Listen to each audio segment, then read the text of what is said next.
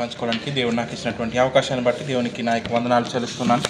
అలాగే మరి ఈ విధంగా దేవుని వాక్యాన్ని పంచుకునేటువంటి అవకాశాన్ని మాకు ఇస్తూ మమ్మల్ని ప్రోత్సహిస్తున్నటువంటి బ్రదర్ శ్రీనివాస్ గారికి కూడా నా యొక్క వందనాలు చెల్లిస్తున్నాను. 3వ మాటను మనం చదువుకుందాం. యోహాను సువార్త 19వ అధ్యాయము 25వ వచనం నుంచి 27వ వచనం వరకు మనమందరం కలిసి చదువుకుందాం.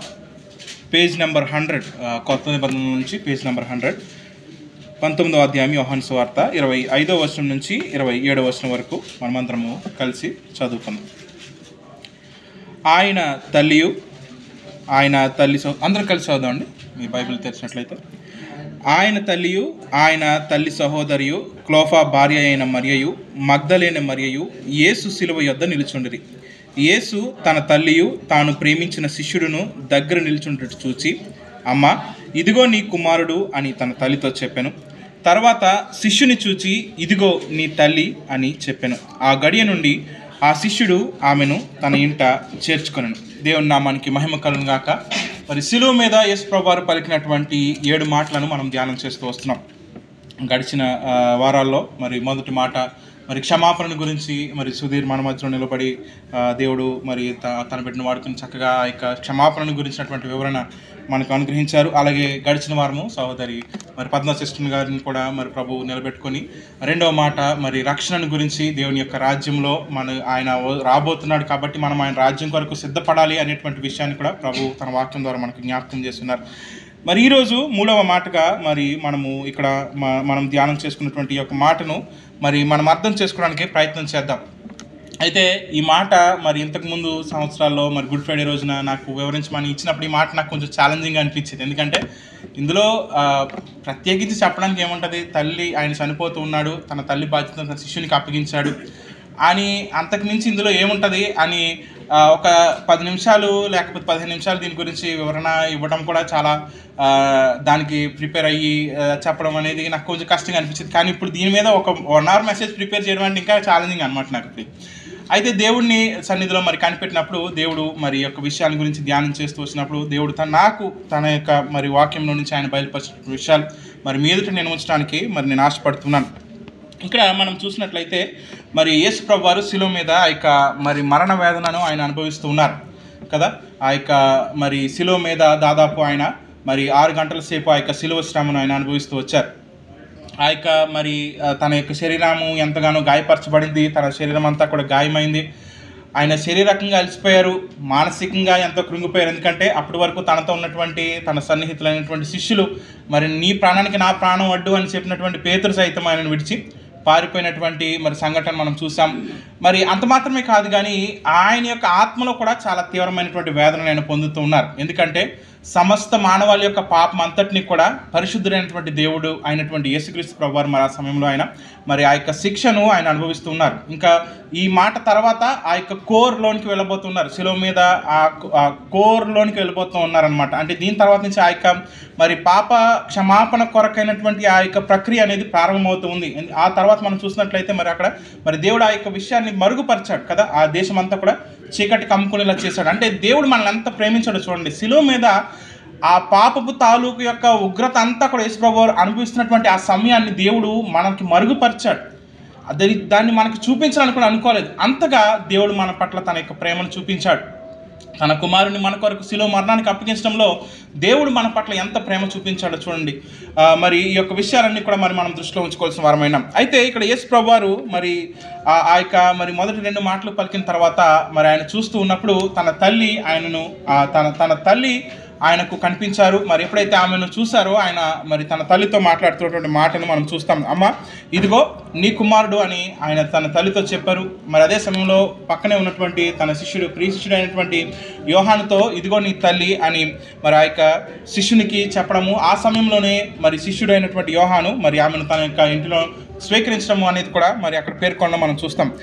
ఈ యొక్క మాటలో మనం చూసినప్పుడు మరి మొట్టమొదటిగా ఒక తల్లి యొక్క ఆవేదన మనం చూడగలుగుతాం. యేసుక్రీస్తు ప్రభువారికి మరి లోకంలోనికి జన్మను ఇవ్వటానికి మరి కన్య అయినటువంటి మరియ మరి ఏర్పరచబడినప్పుడు ఆమె దగ్గరకు గాబ్రియేలు దూత వచ్చి దయాప్రాప్తురాల నీకు శుభము, మరి నీవు మరి దేవుని యొక్క కృపను పొందుకున్నావని లూకా సువార్త 1:29 మరి ఎప్పుడైతే మరి మరియతో గబ్రియలు దూత మాట్లాడుతూ ఉన్నారో మరి అప్పుడు ఆ యొక్క శుభవచనము విని మరి ఆలోచించుకుంటూ ఉండగా మరి అక్కడ ఒక మాట కనిపిస్తుంటుంది.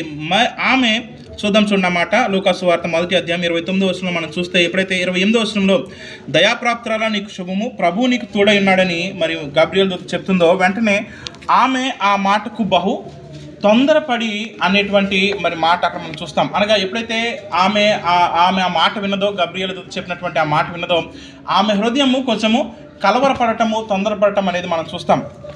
ఆ తర్వాత మరి ఈ విధంగా దేవుని శక్తి నిన్ను కమ్ముకుంటుంది, నువ్వు గర్భవతి అవుతావు, మరి నీవు ఒక కుమారుని కంటావు, ఆయనే రక్షకుడైనటువంటి మెస్సియా అని చెప్పినప్పుడు దానిని ఆమె సంతోషంతో మరి స్వీకరించినట్టుగా కూడా మనం చూస్తాం. ఆ తర్వాత లూకా సువార్త 2:35 మనం చూస్తే మరి యేసుప్రభు వారు జన్మించిన 8 దినాలకి వారు యేసుప్రభుని ఏం చేస్తారు, ఆ యొక్క దేవాలయంలోనికి తీసుకుని వెళ్తారు మరి సున్నత సంస్కారం చేయడానికి. మరి ఆ సమయంలో సుమియోను అనేటువంటి ఒక వృద్ధుడు మరి అక్కడికి వచ్చి యేసుప్రభు వారిని గురించి మరి ఆయనకు ఒక వాగ్దానం చేయబడుతుంది. అదేంటంటే యేసుప్రభు వారిని చూసేంత వరకు కూడా ఆయన చనిపోడు అనేటువంటి వాగ్దానం చేయబడుతుంది. ఎప్పుడైతే మరి యేసుప్రభు వారిని ఆయన చూస్తాడో, యేసుప్రభు వారిని ఎత్తుకుని దేవుణ్ణి మహిమపరిచిన తర్వాత మరియతో అంటాడు, నీ హృదయంలోనికి ఒక ఖడ్గము దూసుకుని పోతుంది అని మరియతో చెప్తారు.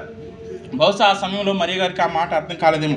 కానీ ఆ తర్వాత మనం చూసినట్లయితే మరి మరియా యొక్క జీవితంలో మరి ఎన్నో మరి శ్రమలు మరి ఆ యొక్క సమయంలో అనిపించినట్లుగా మనం చూస్తాం.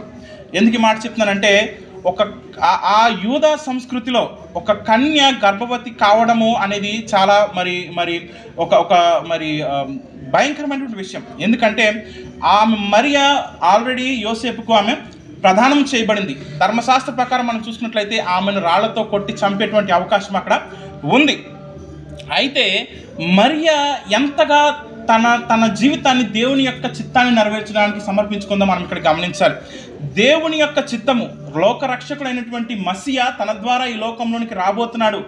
అది జరగాలి అంటే నేను మరి పరిస్థితులు ఎలాగైనా ఉండనివ్వండి, కానీ నేను మాత్రము ఆ యొక్క దేవుని చిత్తము నా ద్వారా ఈ లోకంలో నెరవేర్చబడడానికి నేను దానికి సిద్ధపడతాననేటువంటి సమర్పణ తన జీవితంలో చూపించింది. యోసేపు తనను విడిచిపెట్టేటువంటి అవకాశం అక్కడ ఉంది. అదే సమయంలో మరి సమాజం అంతా కూడా ఆమెను నిందించవచ్చు. ఆమె మరి ఎలాంటి తప్పు చేయలేదు, శారీరకంగా ఎవరితోనే ఆమె కలవలేదు. కానీ ఆమె గర్భవతి అయిందంటే ఎవరన్నా నమ్ముతారా? ఎవరు కూడా నమ్మలేరు. ఎందుకంటే ఇప్పుడు ఉన్నటువంటి ఫెసిలిటీస్ అప్పుడు ఉన్నాయా? ఏమాత్రం కూడా లేవు. మెడికల్కి ఇప్పుడు మనం చాలా అడ్వాన్స్ అయ్యాం, కానీ అప్పుడు ఆ సమయంలో అలాంటి అడ్వాన్స్మెంట్స్ లేవు. కాబట్టి మరి ఆమెను నమ్మేటువంటి అవకాశం సమాజంలో 0.001% కూడా లేదు. అయినా సరే మరియ దానికి ఒప్పుకుంది. ఇలాంటి సమర్పణ మన జీవితాల్లో మనమందరం కూడా కలిగి ఉండవలసిన వారమైన దేవుని యొక్క చిత్తము మన జీవితాల్లో మనము నెరవేర్చడానికి, దేవుని యొక్క చిత్తము మన యొక్క జీవితాల్లో మన పరిస్థితులు ఎలాగైనా ఉండనివ్వండి, కానీ దేవుని చిత్తము మన ద్వారా దేవుడు జరిగించడానికి ఆయన మనకు అవకాశం ఇచ్చినప్పుడు ఆ చిత్తాన్ని మనము నెరవేర్చగలిగేటువంటి సమర్పణ మనం కలిగి ఉన్నామా లేదా అనేటువంటి విషయాన్ని మనం గమనించుకోవాల్సిన వారమైన A.W. పింక్ అనేటువంటి మరి ఒక దైవజనుడు మరి ఆయన ఏమంటాడంటే, ఆయన చాలా చాలా విస్తారంగా దీని గురించి రాశారు. కానీ నేను ఒక 2 లైన్స్ దాని నుంచి మీకు చెప్తున్నాను. ఆయన పుట్టినప్పుడు సత్రంలో స్థలం లేదు. అలాగే ఆయన పుట్టిన తర్వాత హేరోదు మరి అక్కడ ఉన్నటువంటి పిల్లలందరినీ కూడా చంపమని ఆజ్ఞాపించాడు. అలాగే మరి తన సొంత ప్రజలు మరి 33 సంవత్సరాల తర్వాత యేసుప్రభు వారిని తన సొంత ప్రజలు తృణీకరించి శిలువ మరణానికి అప్పగించడం, మరి ఇవన్నీ కూడా మరియ చూస్తూ ఉన్నప్పుడు మరి మరియ యొక్క హృదయంలో ఆ యొక్క ఖడ్గం ఎన్నిసార్లు దూసుకుని పోయి ఉంటుందో కదా. దేవుడు మరి మరియను ఆ విధంగా ఆయన సిద్ధపరుస్తూ వచ్చాడు. ఇవన్నీ ఒకవైపు జరుగుతూనే ఉన్నాయి. అయితే ఇప్పుడు జరిగేటువంటి సంఘటన ఇది ఇంకా భయంకరమైనది. అదేంటంటే తన కళ్ళ ముందే తాను ఎవరికైతే జన్మనిచ్చిందో ఆ కుమారుడు శిలువ మీద మరణ వేదన ఆయన అనుభవిస్తూ ఉన్నాడు. ఆమె అక్కడే నిలబడింది, కానీ ఆయన దగ్గరికి వెళ్ళి ఆయన యొక్క గాయాలను కట్టగలదా? కట్టలేదు.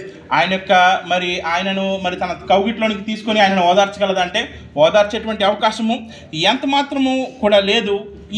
ఇవన్నీ కూడా మరి ఆమె కళ్ళ ఎదుట జరుగుతున్నాయి. కానీ ఆమె మాత్రము నోరు తెరిచి ఒక మాట మాట్లాడినట్లు కూడా మనకి బైబిల్ గ్రంథంలో ఎక్కడ రాయబడలేదు. అవన్నీ కూడా మరి తన కళ్ళ ఎదుట ఆమె జరుగుతున్నా కూడా అవన్నీ కూడా ఆమె మౌనంగానే భరిస్తూ వచ్చింది. నా జీవితంలో జరిగినటువంటి ఒక చిన్న సంఘటన మీకు చెప్పాలనుకుంటున్నాను.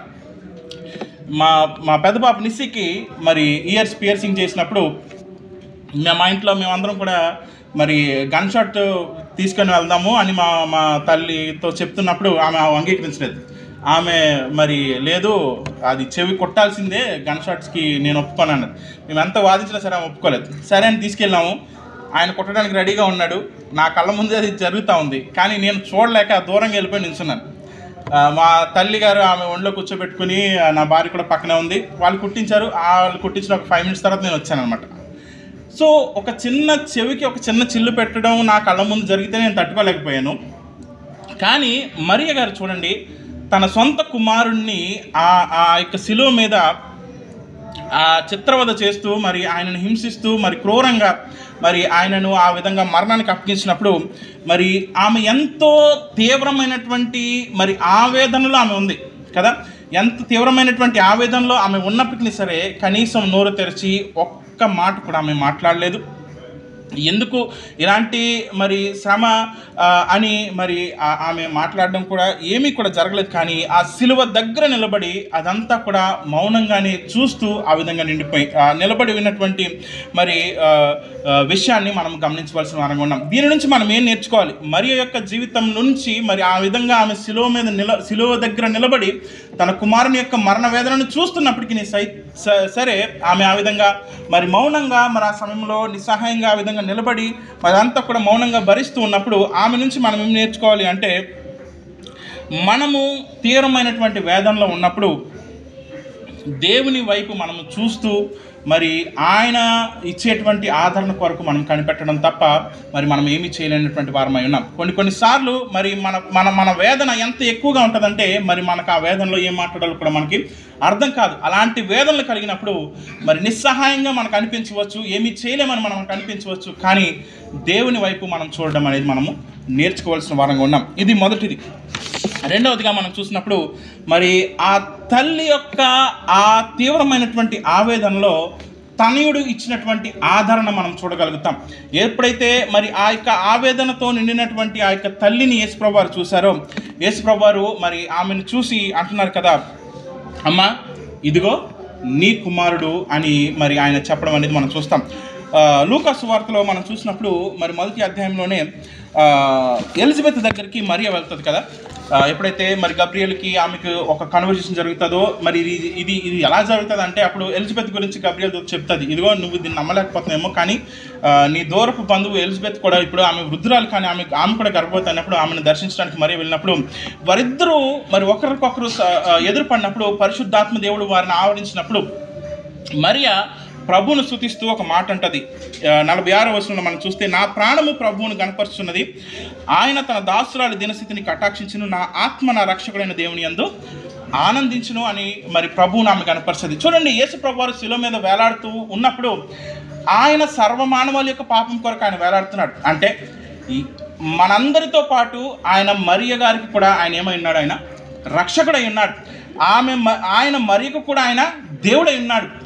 మరియ మరి ఆ సమయంలో పరిశుద్ధాత్మ దేవుడు ఆమె ద్వారా పలికించినటువంటి మాట, ఆయన తన దాసురాలి యొక్క దీనస్థితిని కటాక్షించాడు. మనందరి యొక్క దీనస్థితిని కూడా ఆయన కటాక్షించాడు. మనమందరము దేవుణ్ణి చేరుకునేటువంటి ఒక దౌర్భాగ్య పరిస్థితిలో మనం ఉన్నప్పుడు మన కొరకు ఆయన ఈ లోకంలో జన్మించి మన కొరకు, మన పాపముల కొరకు ఆయన శిలువ మీద మరణించడం అనేది మన యొక్క దీనస్థితిని ఆయన కటాక్షించడమే. కాబట్టి ఆ సమయంలో మరి యేసు ప్రభువారు మరి మరియకు కుమారుడే, కానీ ఆ సమయంలో ఆయన రక్షకుడు కూడా కదా. మనందరి యొక్క రక్షకుడిగా మరి ఆయన శిలువ మీద వేలాడుతూ మన కొరకు ఆయన మరి ఆ యొక్క పాపంలో కొరకు ప్రాయశ్చిత్తం ఆయన చేస్తూ ఉన్నాడు. అయితే ధర్మశాస్త్రంలో దేవుడిచ్చినటువంటి వాగ్దానంతో కూడినటువంటి ఒక ఆజ్ఞ, మరి నీ దేవుడైన యెహోవా నీకు ఇచ్చుచున్న దేశంలో నీవు దీర్ఘాయుష్మంతుడు వగినట్లు నీ తల్లిని నీ తండ్రిని సన్మానించుము అని మరి దేవుడు ఇచ్చినటువంటి వాగ్దానంతో కూడినటువంటి ఆజ్ఞలో మొట్టమొదటి ఆజ్ఞ అది. అయితే దానిని యేసు ప్రభువారు ఆ యొక్క మరణ వేదనను అనుభవిస్తున్నప్పటికీ కూడా ఆ యొక్క మరి ఆజ్ఞను ఆయన నెరవేరుస్తున్నటువంటి విధానాన్ని ఈ యొక్క మరి సందర్భంలో మనము మరి జాగ్రత్తగా అర్థం చేసుకోవాలి. ఇలా ప్రాక్టికల్గా ఆలోచన చేసినట్లయితే మనము ఇంట్లో ఏదైనా వర్క్ చేస్తూ ఉన్నాం అనుకోండి, మనకి ఏదైనా సడన్గా ఒక దెబ్బ తగిలింది, మనకి కట్ అయిపోయింది, చెయ్యి కట్ అయింది, బ్లడ్ వస్తూ ఉంది, చాలా బాధగా మనకు అనిపిస్తుంది, చాలా పెయిన్ వస్తుంది. ఆ సమయంలో మరి మన పిల్లలు కానీ మన వైఫ్ కానీ మన దగ్గరికి వచ్చి నాకు ఇప్పుడు చాక్లెట్ కావాలి, నాకు ఇప్పుడు ఐస్ క్రీమ్ కావాలంటే మనకి ఎలా ఉంటుంది? నడు కొనిస్తానంటామా? అనలేం. ఎందుకంటే చిరాకు పడతాం, ఫస్ట్ కోపం వస్తుంది. నాకు ఇక్కడ దెబ్బ తగిలింది, నాకు ఇక్కడ బ్లడ్ వస్తుంది, నేను చాలా నొప్పిని అనిపిస్తున్నాను, ఇప్పుడు నువ్వు వచ్చి నా కట్టు కట్టడం మానేసి, నన్ను ఆదరించడం మానేసి, నా పెయిన్ పట్టించుకోకుండా నాకు ఐస్ క్రీమ్ కావాలి, నాకు చాక్లెట్ కావాలి, లేకపోతే నాకు హ్యాండ్ బ్యాగ్ కావాలి, ఇలా అడిగితే మరి మనకి చాలా కోపం వస్తుంది. కానీ యేసుప్రభు వారిని చూడండి, ఆయన చాలా తీవ్రమైనటువంటి వేదనకరమైన పరిస్థితులు ఆయన ఉన్నారు కదా. శారీరకంగా ఆయన ఎంతో గాయపరచబడ్డారు, మానసికంగా ఆయన ఎంతో కృంగిపోయారు, అలాగే ఆత్మలో కూడా ఆయన ఎంతో తీవ్రమైనటువంటి దుఃఖంలో ఆయన నిండి ఉన్నారు. ఆ సందర్భంలో మరి ఆయన ఏ పని నిమిత్తం అయితే ఈ లోకానికి వచ్చాడో ఆ పనిని ఇంకా ఆల్మోస్ట్ ఫినిష్ చేసేటువంటి ఫైనల్ స్టేజ్లో ఆయన ఉన్నాడు కదా. సర్వమానవాళి యొక్క పాప పరిహారం నిమిత్తం ఆయన సిలువలో వేలాడుతూ తన రక్తాన్ని చిందిస్తూ మరికొద్ది సేపట్లో దేవుని యొక్క ఉగ్రతను ఆయన అనుభవించబోతూ ఉన్నారు. తండ్రితో ఎడబాటు ఆయనకి కలగబోతూ ఉంది. ఆ సమయంలో మరి ఆయన ఉన్నప్పటికీ కూడా తన తల్లి యొక్క బాధ్యతను ఆయన మర్చిపోలేదు. ధర్మశాస్త్రంలో ఏదైతే దేవుని యొక్క ఆజ్ఞ మరి ఆయన ద్వారా ఇవ్వబడిందో ఆ ఆజ్ఞను మరి మరణ వేదనలో ఉన్నప్పటికీ సహితము ఆయన దానిని ప్రాక్టికల్గా ఆయన ఏం చేస్తున్నారు, దాన్ని చూపిస్తూ ఉన్నారు. జన్మనిచ్చినటువంటి తల్లి యొక్క నిస్సహాయ స్థితిలో మరి సరే నేనే ఇంత బాధలో ఉన్నాను, ఇంక నిన్నే నేను పట్టించుకుంటాను అని మరి ఆయన మనకు అలాంటి మాదిరి ఆయన ఇవ్వలేదు. కానీ ఆయన అలాంటి మరణ వేదనను ఆయన అనుభవిస్తున్నా సరే నిస్సహాయ స్థితిలో ఉన్నటువంటి తన తల్లికి ఆయన మరి ఒక కుమారుణ్ణి ఆయన మరి చూపించినట్లుగా మనము అక్కడ చూస్తూ ఉన్నాం. మరణ వేదనలో సైతము మరి ఆయన ధర్మశాస్త్రంలో దేవుడిచ్చినటువంటి ఆజ్ఞను ఏదైతే ఆయన ఆ విధంగా నెరవేర్చారో మన జీవితాల్లో మనం కూడా దానిని మనము నేర్చుకోవాల్సినటువంటి వారమైనా. మన యొక్క జీవితాల్లో మనం ఎదుర్కొనేటువంటి పరిస్థితుల్లో, మనం ఎదుర్కొనేటువంటి కష్టాల్లో, మన యొక్క దైనందిన జీవితాల్లో మనం ఎదుర్కొనేటువంటి అనుభవాల్లో మనము మరి ఎంతో నలిగిపోతూ ఉండొచ్చు, మనం ఎంతో మరి మానసికంగా కృంగిపోయి ఉండొచ్చు, మరి మనము ఎంతో మనకు కృంగుబాట్లు అనేవి కలుగుతూ ఉండవచ్చు. కానీ మన చుట్టూ ఉండేటువంటి మన తోటి విశ్వాసులు ఎవరైతే ఉన్నారో వారిని మనము దేవుని యొక్క ప్రేమతో, దేవుని యొక్క మాటలతో మనం ఆదరించడానికి, వారిని ధైర్యపరచడానికి, వారికి మన యొక్క ప్రేమను, దేవుని యొక్క ప్రేమను మన ద్వారా అందించడానికి మనం ఎప్పుడు కూడా మనము సిద్ధంగానే ఉండాలి. ఈ విషయాన్ని మరి ఈ యొక్క మాటలో నుంచి మనం నేర్చుకోవాల్సినటువంటి వారమైన దావీదు కూడా తనకి జీవితంలో చేసింది ఇదే.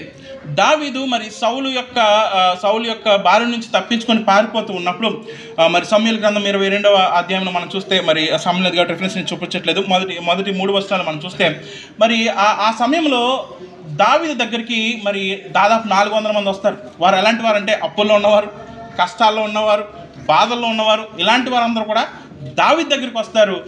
ఆయన మరి ఒరే బాబు నాకే దిక్కులేక నేను పారిపోతున్నాను, నా ప్రాణాన్ని కాపాడుకోవడానికి మీరందరూ నా దగ్గరికి వస్తే నేను మిమ్మల్ని ఎలా చూడాలి అని అనలేదు. కానీ వాళ్ళందరినీ కూడా చేర్చుకుంటాడు, తన దగ్గర చేర్చుకుని వారిని ఆదరించి మరి వారిని తన దగ్గర ఉంచుకున్నట్లుగా మనం చూస్తాం. అదే సమయంలో మరి తన తల్లిని తండ్రిని కూడా మరి మోయాబు రాజు దగ్గరికి పంపించి, అయ్యా మరి నేను కొంచెం సెట్ అయ్యే వరకు వీళ్ళు నీ దగ్గర ఉంచు అని మరి మోయాబు రాజుకి మరి రిక్వెస్ట్ చేసుకుని ఆ రాజు కాపుదల్లో మరి తన తల్లిని తండ్రిని ఉంచినట్లుగా కూడా మరి మనం చూస్తాం. కాబట్టి ఈ యొక్క మరి 3వ మాటలో నుంచి మనం నేర్చుకోవాల్సినటువంటి 2వ విషయం ఏంటంటే మన యొక్క బాధ్యతను మరి మనం ఎప్పుడు కూడా మరి మర్చిపోకూడదు. కొంతమంది ఏం చేస్తారంటే మరి దేవుని యొక్క పిలుపుని అందుకున్న తర్వాత కుటుంబాన్ని విడిచిపెట్టేస్తూ ఉంటారు, కుటుంబ బాధ్యత నుంచి తప్పించుకుంటూ ఉంటారు. కానీ మనం అలా ఉండకూడదు. దేవుడు మనకిచ్చినటువంటి కుటుంబాన్ని, దేవుడు మనకిచ్చినటువంటి రెస్పాన్సిబిలిటీస్, ఫ్యామిలీ రెస్పాన్సిబిలిటీస్ ఏవైతే ఉన్నాయో వాటిని మనము స్పిరిచువల్ రెస్పాన్సిబిలిటీస్ని నెరవేరుస్తూనే ఫ్యామిలీ రెస్పాన్సిబిలిటీస్ని కూడా మనము నెరవేర్చాలి. రెండింటిని కూడా మరి మనము బ్యాలెన్స్ చేసుకోవాలి. అంతేగాని ఫ్యామిలీ రెస్పాన్సిబిలిటీస్ని విడిచిపెట్టేసి, కుటుంబాన్ని విడిచిపెట్టేసి దేవుని యొక్క సేవ చేస్తానంటే అది ఎంత మాత్రం కూడా అది వాక్యానుసారము కాదు, అది దైవికమైనటువంటిది ఎంత మాత్రం కూడా కానే కాదు. కాబట్టి మన తల్లిదండ్రుల యొక్క బాధ్యత, మన సహోదరుల యొక్క బాధ్యత, మన బంధువుల యొక్క బాధ్యతను మరి మనము విస్మరించకూడదు. దేవుని యొక్క ధర్మశాస్త్రంలో దేవుడు ఏదైతే మనకు ఆజ్ఞ ఇచ్చాడో మన తల్లిదండ్రుల పట్ల మనం అలాంటి బాధ్యతను మనము నెరవేర్చవలసినటువంటి వారంగా మరి మనం ఉన్నాం. కాబట్టి రెండవదిగా మరి మన యొక్క స్పిరిచువల్ రెస్పాన్సిబిలిటీస్ని మనము నెరవేరుస్తూనే ఫుల్ఫిల్ చేస్తూనే మన యొక్క ఫ్యామిలీ రెస్పాన్సిబిలిటీస్ని కూడా మరి మనము అది ఫుల్ఫిల్ చేయవలసిన వారంగా ఉన్నాం. యేసుక్రీస్తు ప్రభువారు ఈ యొక్క 3వ మాటలో మనకి నేర్పించేటువంటి విషయం అదే. ఆయన ధర్మశాస్త్రంలో ఏదైతే ఆజ్ఞ ఇచ్చాడో ఆ ఆజ్ఞను ఆయన మరి నెరవేర్చడంలో ఆయన ఏమాత్రం కూడా మరి రాజీ పడలేదు. ఆయన ఎంతో బాధలో ఉన్నాడు, ఆయన ఎంతో నలిగిపోతున్నాడు, ఆయన ఎంతో తీవ్రమైనటువంటి కఠినమైనటువంటి శ్రమలో ఆయన ఉన్నాడు. మరికొద్దిసేపట్లో తండ్రితో ఆయనకు ఉండేటువంటి ఆ యొక్క సహవాసం అనేది తెగిపోతుంది. అయినా సరే తన తల్లి యొక్క బాధ్యతను ఏం చేశాడు, తన శిష్యునికి ఆయన అప్పగించినట్లుగా మరి మనం ఇక్కడ చూస్తున్నాం. మరి మూడవదిగా మనం చూస్తే ఎప్పుడైతే యేసు ప్రభువారు ఆ యొక్క తల్లి వైపు చూసి ఇదిగో నీ కుమారుడు అని మరి యోహాను చూపించి చెప్పారు. యోహాను వైపు చూసి ఏమన్నారు, యోహాను ఇదిగో నీ తల్లి అని చెప్పారు. మరి అక్కడ మనం చూస్తే యోహాను మరి ఆ గడియ నుంచే ఆమెను తనతో చేర్చుకున్నట్లుగా మరి అక్కడ మనము మరి చూడగలుగుతాం. ఇక్కడ శిష్యుని యొక్క విధేయత మరి మనం చూడగలుగుతాం. లేకపోతే తన శిష్యుని యొక్క మరి యేసు యొక్క మాటను ఆయన మరి పాలించాడు, వెంటనే దానికి కట్టుబడ్డాడు. యేసు ప్రభువారు ఎప్పుడైతే చెప్పారో ఆ మాటకు మరి అయితే నేను దీని గురించి కొంచెం ఆలోచించుకోవాలి, మరి ఇప్పుడు నేను ఇంటికి తీసుకెళ్తే ఈవిడిని మరి నేను ఎక్కడ పెట్టాలి, ఈవిడిని ఎలా పోషించాలి, ఈవిడిని పోషించడానికి నా దగ్గర డబ్బులు ఉన్నాయా, ఈవిడ ఎంతకాలం నాతో ఉంటుంది, ఇవన్నీ కూడా మరి యోహాను అక్కడ ఆలోచించలేదు. అక్కడ చాలా క్లియర్గా పరిశుద్ధాత్మ దేవుడు మన కొరకు రాయించారు. ఆ గడియ నుంచే అట్ దట్ వెరీ ఇన్స్టెంట్ ఆ క్షణములోనే మరి ఆమెను మరి యోహాను స్వీకరించినట్లుగా, లేకపోతే తన ఇంటిలోనికి ఆమెను తీసుకున్నట్లుగా, తన తల్లిగా మరి ఆమెను యాక్సెప్ట్ చేసినట్లుగా మరి మనం చూడగలుగుతాం. ఎలాంటి సెకండ్ థాట్ లేదు. ఎప్పుడైతే ప్రభువారు ఈ మాట చెప్పారో ఇదిగో నీ తల్లి అని, వెంటనే ఆమెను ఆయన చేర్చుకున్నాడు.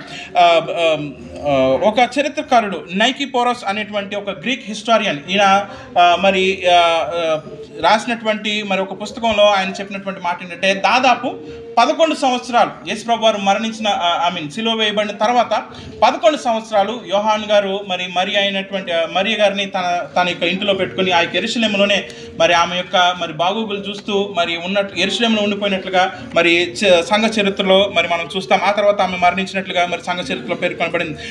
అయితే యోహాను మరి ఈ యొక్క బాధ్యతను స్వీకరించే విషయంలో చాలా సంతోషించాడు, వెంటనే దానిని అంగీకరించాడు. అది దేవుడు తనకిచ్చినటువంటి ఆ యొక్క అవకాశాన్ని మరి వెంటనే పట్టుకున్నాడు. అంతేగాని ఇది చెయ్యాలా వద్దా అనేటువంటి సంశయంలో అతడు లేడు. మాథ్యూ హెన్రీ అనేటువంటి ఒక కామెంటర్ ఏమంటాడంటే, those that truly love Christ and are beloved of him will be glad of an opportunity to do any service to Christ or to him or his. అంటే క్రీస్తుని ఎవరైతే నిజంగా ప్రేమిస్తారో, ఆయనకు మరి ప్రియమైనటువంటి వారుగా ఎవరైతే ఉంటారో వారు క్రీస్తు కోసం లేదా క్రీస్తుకి ఎలాంటి సేవ చేసే అవకాశం దొరికినా సరే సంతోషంతో అంగీకరించేటువంటి వారుగా ఉంటారంట. అంటే ఈ అవకాశం ఇది చిన్నదా, దీనివల్ల నాకేం ప్రయోజనం కలుగుతుంది, లేకపోతే ఎందుకంటే గొప్ప అవకాశం వస్తుందేమో, దీన్ని ఇప్పుడు మనం కాదనుకుంటే ఇంకా గొప్ప అవకాశం దేవుడు ఇస్తాడేమో, ఇలాంటి సంశయాల వరకు ఉండవంట. దేవుని కోసం దేవునికి సేవ చేసేటువంటి ఎలాంటి అవకాశం వచ్చినా సరే వారు దాన్ని సంతోషంతో స్వీకరిస్తారంట. అది చిన్నదా పెద్దదా అనేది వాళ్ళకి అది ఎంత మాత్రం కూడా అనవసరం. వాళ్ళకి కావాల్సిందల్లా దేవునికి సేవ చేసేటువంటి అవకాశం దొరకడం. ఎప్పుడైతే అవకాశం దొరుకుతుందో వారు దాన్ని సంతోషంతో వారు స్వీకరిస్తారంట. అయితే ఇప్పుడు వచ్చేటువంటి ప్రశ్న ఏంటంటే, మనము ఎలా స్వీకరిస్తున్నాం? దేవుడు మనకు అలాంటి అవకాశాలు ఇచ్చినప్పుడు, దేవునికి సేవ చేసేటువంటి అవకాశం, లేకపోతే దేవుని ప్రజలకు పరిచయం చేసేటువంటి అవకాశాన్ని దేవుడు మన ఎదుటికి తీసుకుని వస్తూ ఉన్నప్పుడు మనము దానిని సంతోషంతో స్వీకరించేటువంటి వారంగా ఉన్నామా, లేకపోతే బలవంతంగా దాన్ని స్వీకరించేటువంటి వారంగా ఉన్నామా అనేది మనము మరి పరీక్ష చేసుకోవాల్సిన వారమై ఉన్నాం. యోహాను ఏమాత్రం కూడా సంశయించలేదు, వెంటనే ఆ యొక్క అవకాశాన్ని ఏం చేసుకున్నాడు, దాన్ని అందిపుచ్చుకున్నాడు. ఆ యొక్క అవకాశాన్ని వెంటనే స్వీకరించి మరి మరియ గారిని తన యొక్క గృహంలోనికి మరి తీసుకుని మరి ఆమె యొక్క బాగోగులు మరి చూసుకోవడానికి ఎంత మాత్రం కూడా ఆయన ఆలోచించలేదు, వెంటనే ఆమెను స్వీకరించుకున్నాడు.